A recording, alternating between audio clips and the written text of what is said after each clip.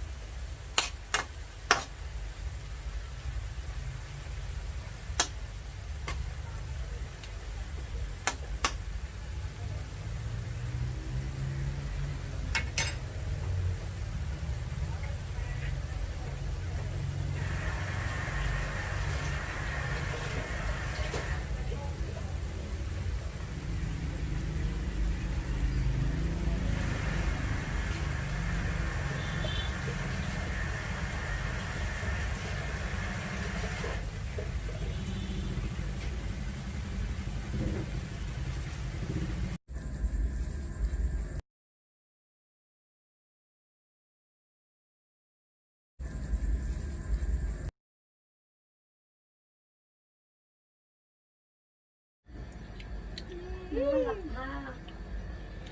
โคตรมันเลย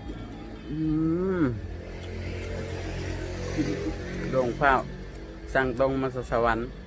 สีมือเซฟออยโคตรแซ่บเลยโคตรแซ่บแล้วเรียบร้อยลงเพจ